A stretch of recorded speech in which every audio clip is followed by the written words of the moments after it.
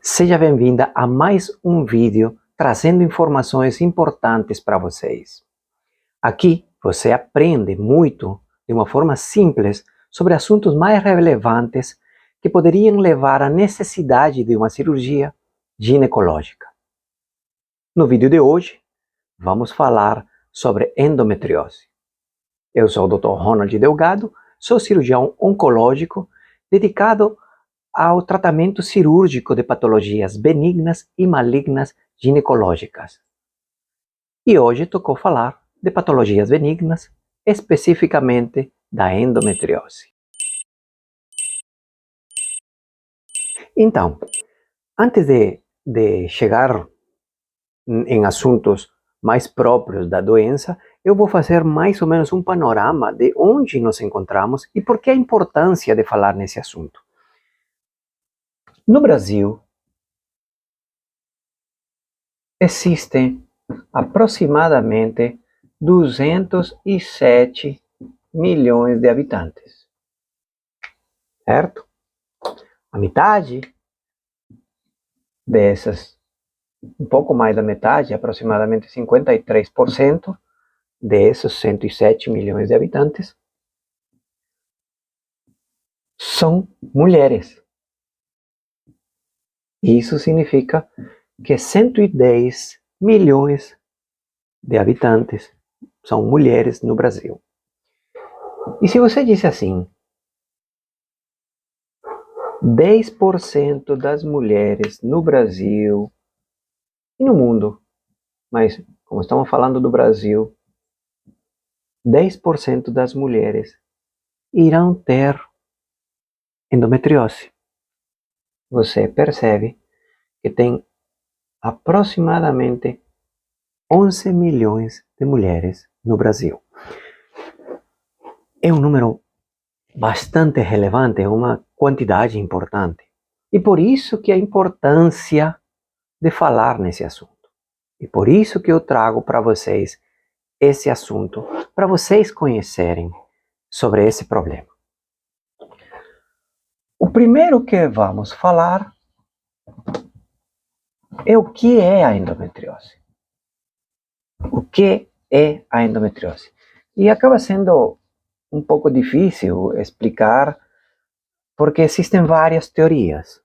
O que é e como ela aparece. Existem várias teorias. Não é tão simples de poder explicar o que é a endometriose.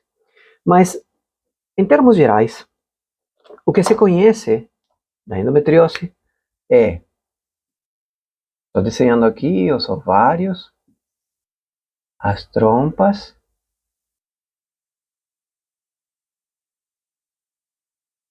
e o útero, certo?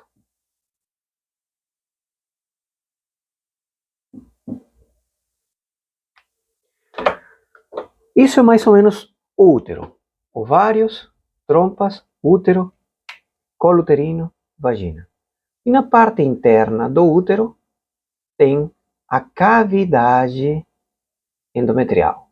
Isso aqui é a cavidade endometrial. A cavidade endometrial tem umas células endometriais.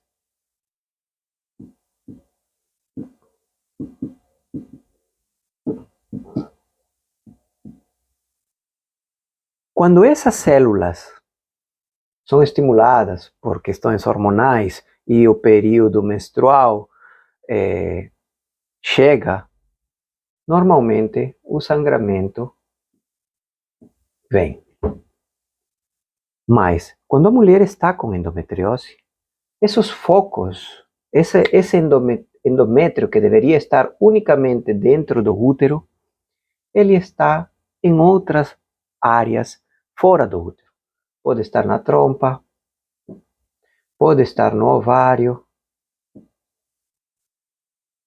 O local mais frequente da localização é na região retrocervical, ou seja, do lado de fora do útero, próximo ao colo uterino, e dessa forma ele pega alguns ligamentos, como o ligamento útero-sacro, que serve na fixação do útero, ele pode, a depender da intensidade,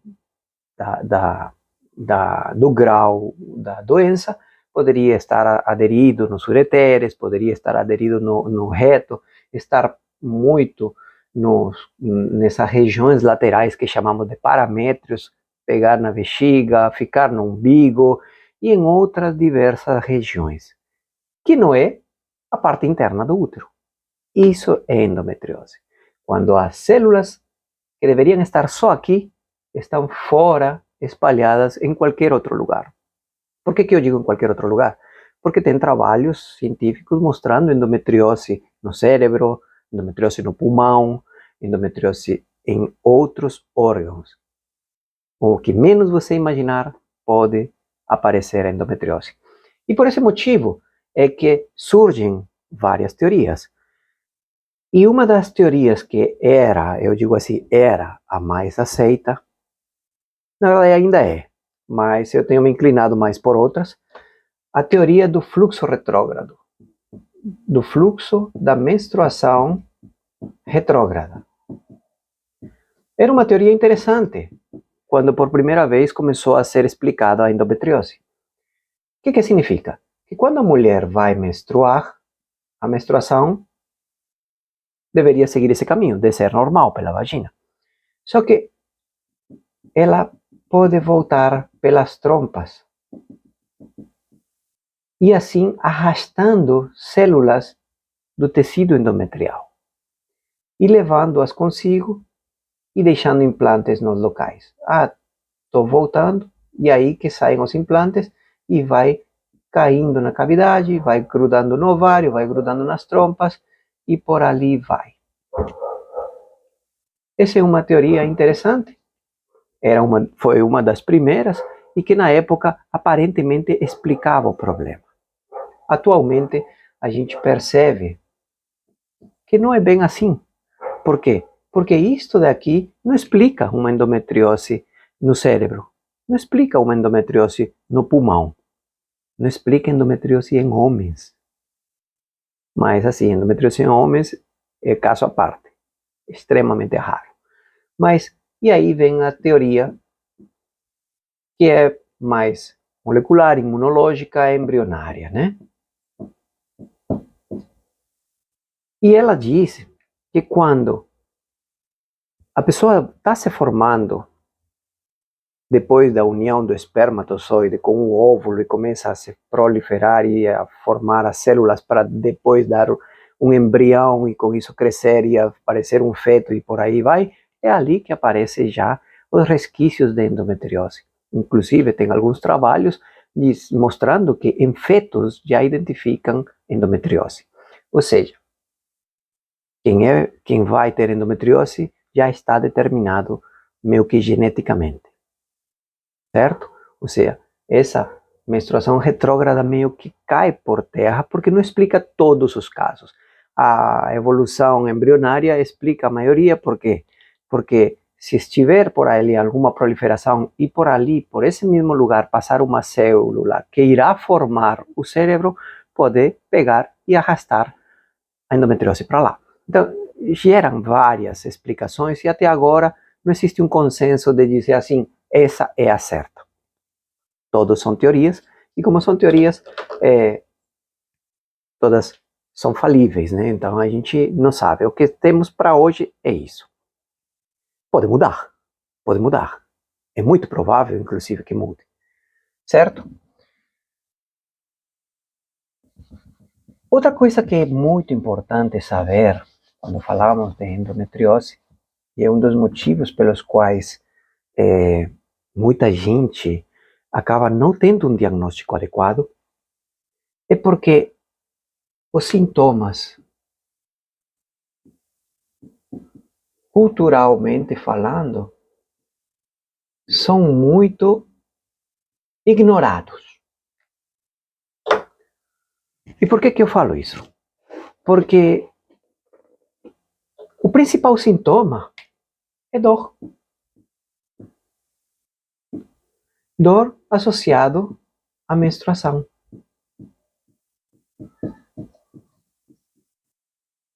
Esse é o principal sintoma.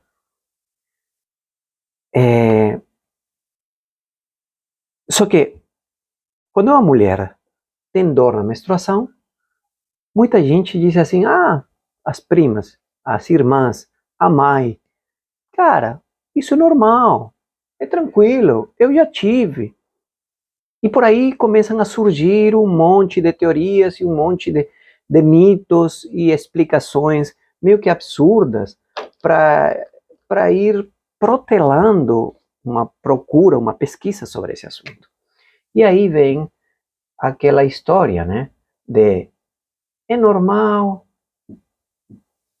todo mundo tem,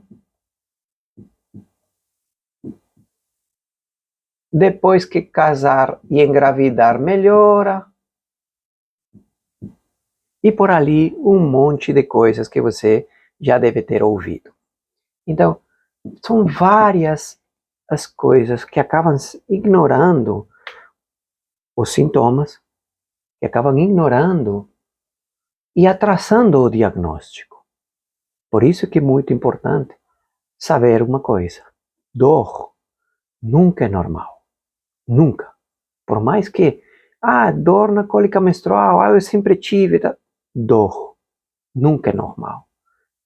Tem que suspeitar de alguma possibilidade. A não ser que você faça exames, vários exames, e não mostrem nada. É atípico, mas acontece.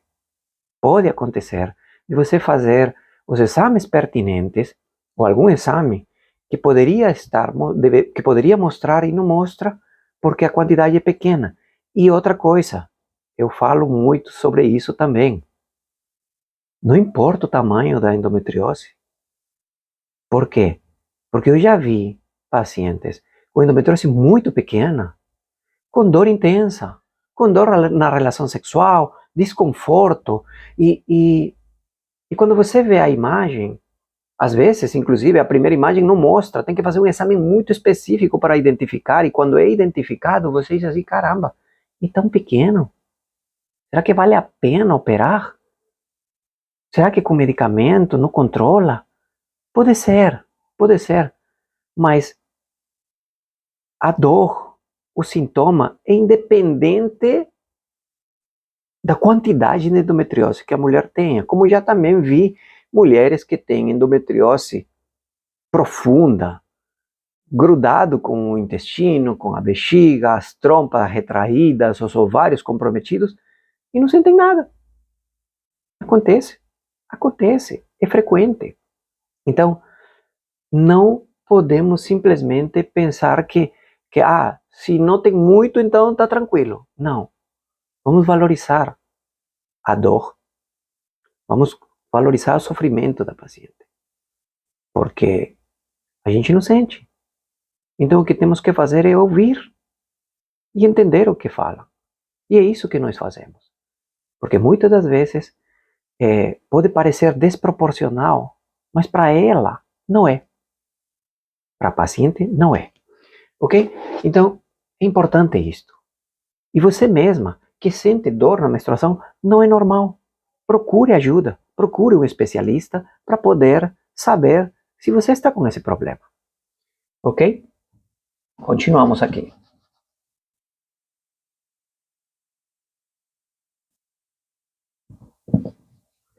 Como é que realizamos o diagnóstico? Como é que se realiza o diagnóstico? Atualmente está evoluindo mais a medicina e podemos perceber que existem uns exames bem mais específicos.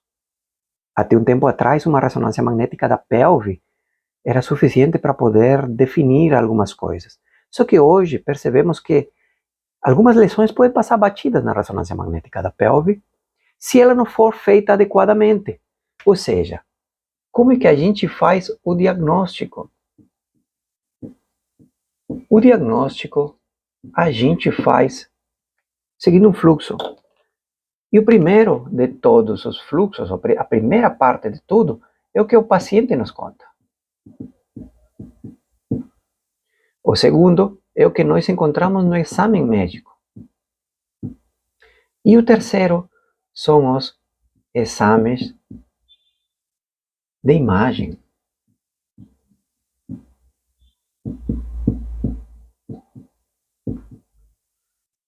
Nos exames de imagem, podemos identificar as lesões e poder definir qual vai ser o manejo mais adequado. No exame de imagem, você identifica por meio de 2 exames principalmente. Como eu já falei, a ressonância magnética e a ultrassom transvaginal. Mas é qualquer ultrassom transvaginal? É qualquer ultrassonografista? É qualquer ressonância magnética da pelve? Não, não é não. Hoje em dia já dispomos de um exame mais específico, ou seja, desse daqui e desse daqui temos um exame específico de cada um desses. E é um exame específico para endometriose, que tem a ver com um preparo muito pontual para esse exame, um preparo intestinal.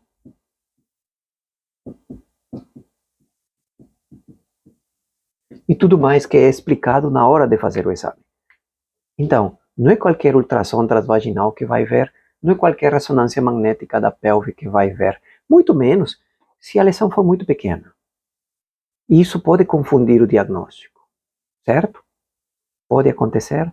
Pode, é frequente, certo? Então, a isso que eu queria chegar. Como é que a gente faz o diagnóstico? O diagnóstico se faz simplesmente por um exame de imagem qualquer? Não.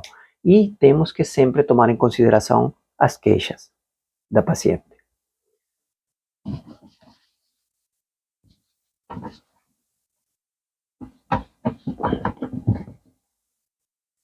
Como é que a gente faz um manejo? Eu vou explicar aqui como é que eu faço o manejo da endometriose.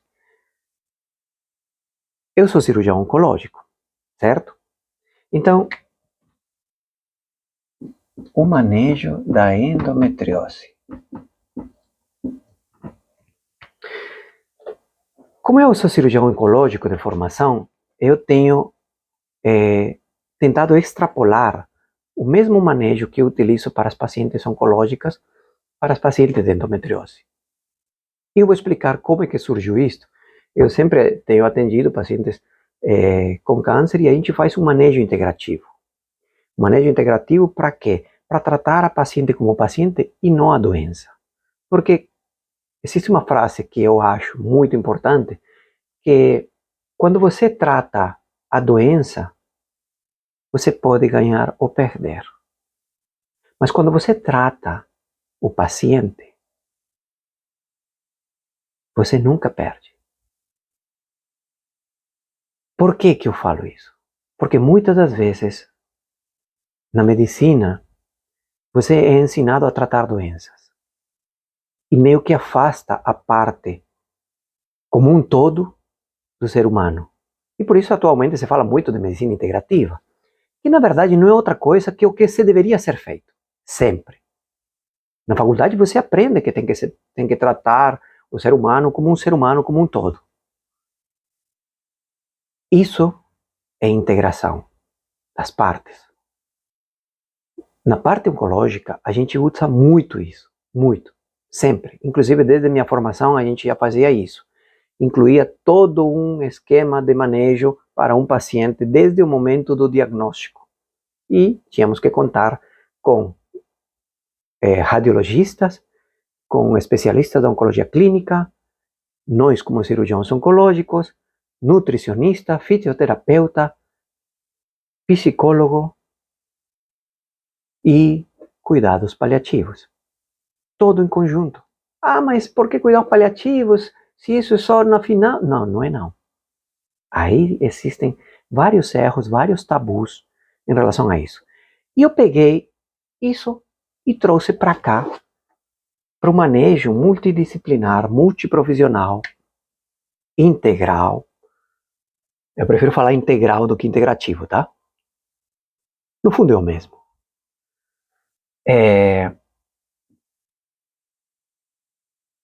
E aqui vem a parte da cirurgia,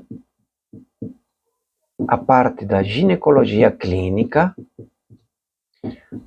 a parte da nutrição, a parte da fisioterapia,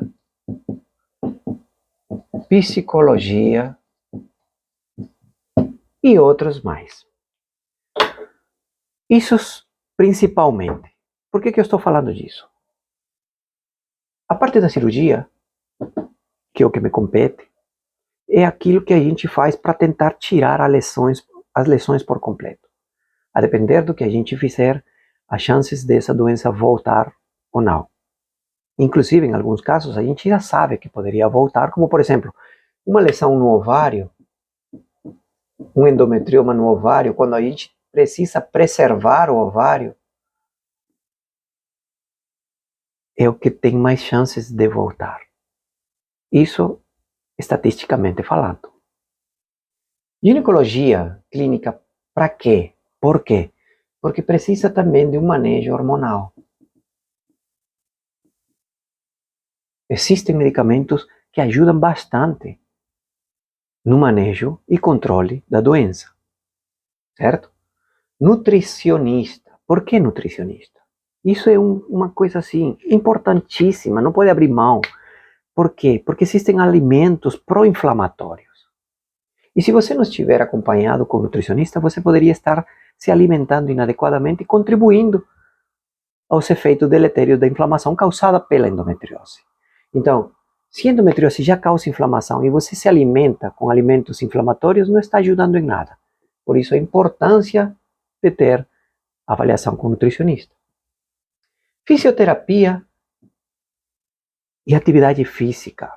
Tem trabalhos científicos mostrando que a atividade física, presta atenção, a atividade física pode diminuir todos os efeitos, as dores, o desconforto, em até 30%, todos esses malestares causados pela endometriose. Então, por que não fazer atividade física se você sabe que só traz benefícios? E não só estou falando de endometriose. A atividade física diminui o risco cardiovascular, diminui o risco de câncer e por aí vai. E se você tem endometriose, fazer atividade física diminui muito teus sintomas. Então, tudo isso vai em conjunto. E por que eu falo de psicólogo? Por que a gente inclui o manejo psicológico também nesse tipo de casos? Não somente aqui, nos outros manejos também, oncológico e tudo mais. Por quê?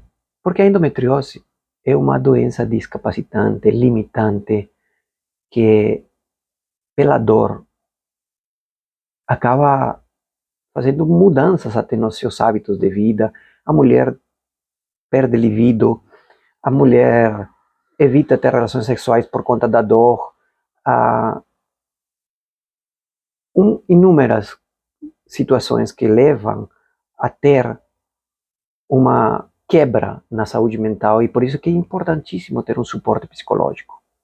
Muito importante. Pacientes com endometriose chegam no meu consultório com certa frequência chorando porque não sabem mais o que fazer, porque já fizeram de tudo aparentemente e estão com dor e não descobrem o motivo, e quando de repente a gente investiga é endometriose. Então, é importante pensar no paciente, como paciente e não como doença, e saber uma coisa muito importante. O paciente sofre, mas a família também. Então temos que dar um suporte.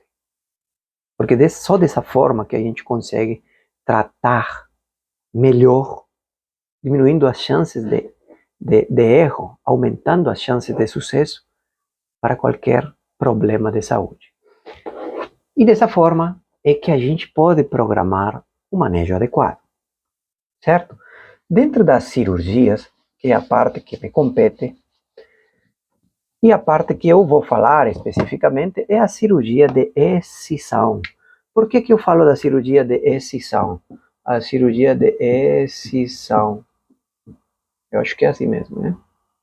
Deixa eu conferir antes de estar escrevendo bobeira, já que de vez em quando, né, a questão do português.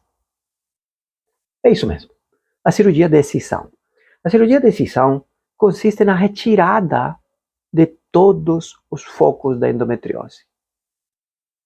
Dessa forma, a gente consegue garantir, ou pelo menos diminuir as chances dessa doença voltar. É uma doença progressiva, é uma doença infiltrativa, mas que com uma cirurgia de excisão, na qual tente tirar todas as lesões possíveis, a chance da doença voltar é muito menor. E, obviamente, depois disso, pode também precisar de manejo hormonal para que, se ficou algum foco microscópico, o olho tem algumas limitações, mas se ficou alguns focos microscópicos, com os medicamentos hormonais possam controlar para evitar que isso prolifere novamente rapidamente. Então, uma cirurgia de excisão consiste na retirada de todos os focos possíveis da endometriose.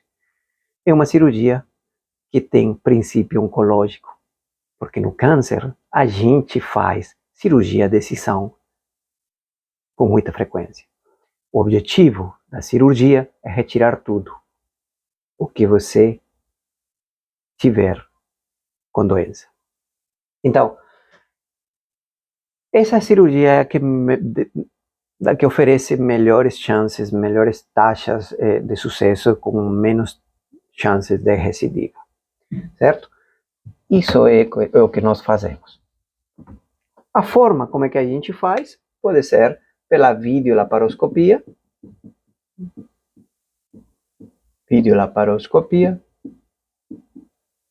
ou pela cirurgia robótica.